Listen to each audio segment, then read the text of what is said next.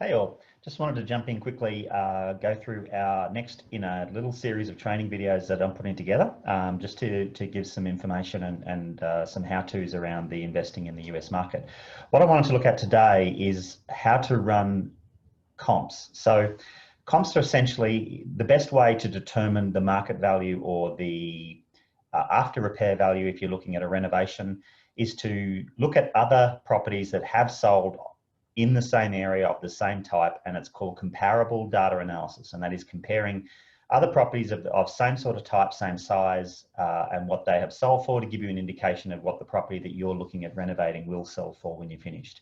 Now, at the end of the day, the best way to do this is if you've got a realtor on your team on the ground, which I would highly recommend.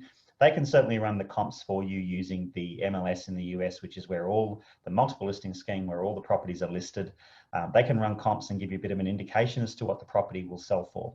If on the other hand, you want to run your own data, what I want to do is really quickly show you how you can do that yourself. So comparable data is probably the best way. I certainly wouldn't recommend using estimates and online website estimates and things like that as to what a property is worth.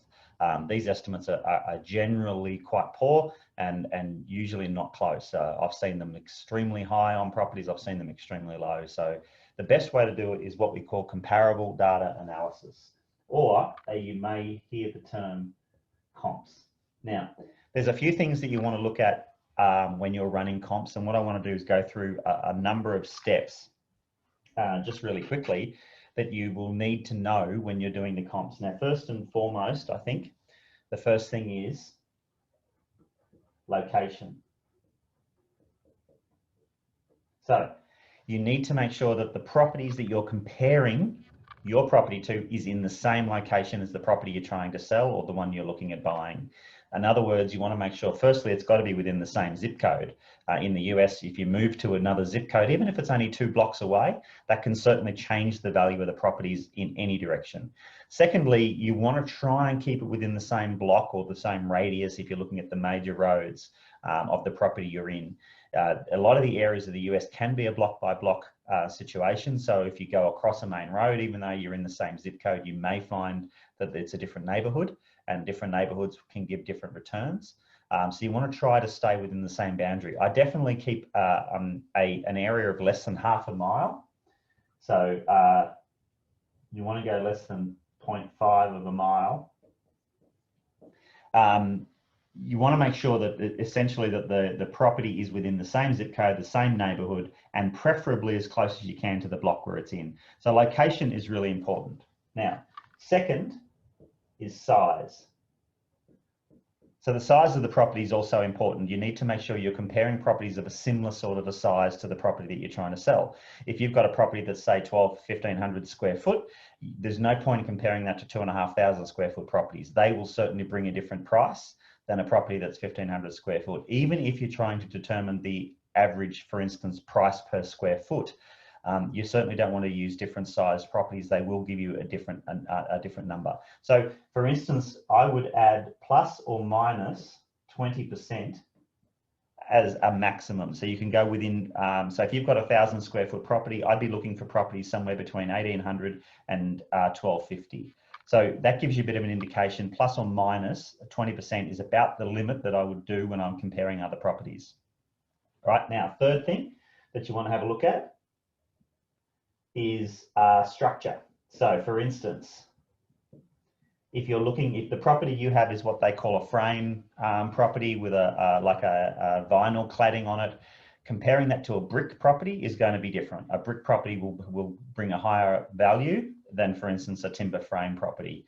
If the property you have is a colonial style, then that's going to bring more money than, for instance, a bungalow style. So you want to make sure that the structure of the property that you're comparing to is the same. So if the property you're looking at is a bungalow, then you want to be comparing that to other bungalows. If the property you're looking at is a ranch, then you want to be trying to compare that to other ranches, or if it's a colonial or a Tudor, then compare it to other colonials or Tudors.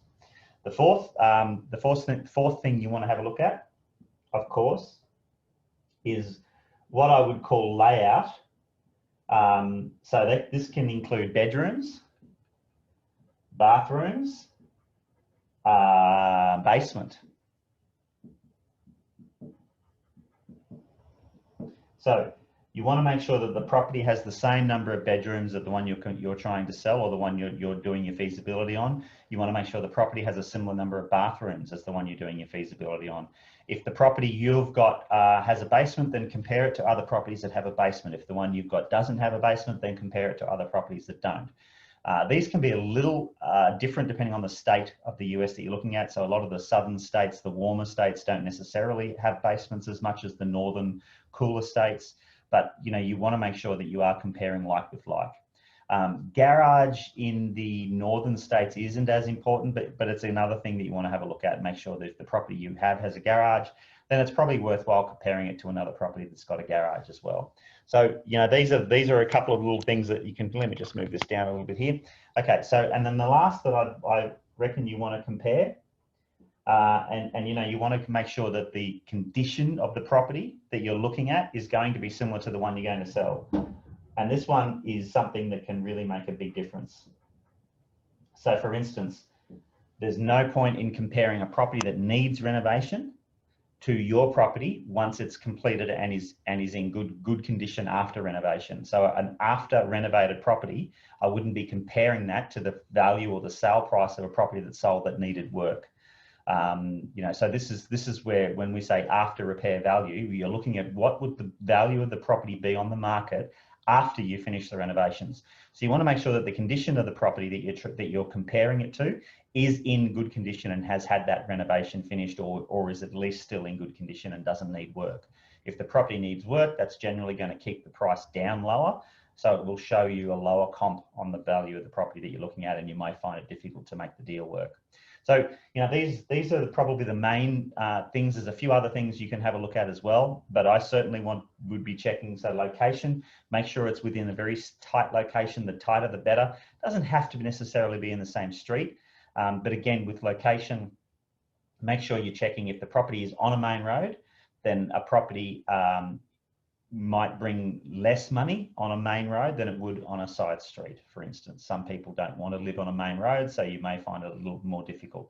If the property, as far as location, if the property you're looking at has abandoned properties either side of it or vacant blocks either side of it, might be different from a property which is in a block where all the properties are in good condition. So these are the little things with location. It's worth just jumping down on Google Maps, doing your street walk of the, make sure that, see how long ago the Google Maps photos were taken. But it's worth walking the street through Google Maps and have a bit of a look and make sure, see what the properties around the one you're looking at are like. If you're seeing some properties that need renovation around in the area, then I'd be dropping down the value of the property that you're looking at. If all the properties are in good condition, then that makes the property a much more saleable. Size, plus or minus 20% is plenty. You want to look at properties that are of a similar size and a similar structure. So if you're talking a bungalow, a brick bungalow, then compare it to other brick bungalows. Layout again. So if you've got a 4-bedroom property with 2 bathrooms, compare it to other 4-bedroom properties with 2 bathrooms. If the property you have has a basement or doesn't, then compare it to the similar sort of property, and make sure that the properties you are comparing it to are in the condition of what your property will be when you're finished. All right. So just some tips for you on comparables. Comparables are certainly the best way to determine it. The realtor can do that for you. They'll certainly send some comps for you if you hear the term comps. But if you need to run them yourself, this is a couple of little tips for you. All right, I'll see you guys next time.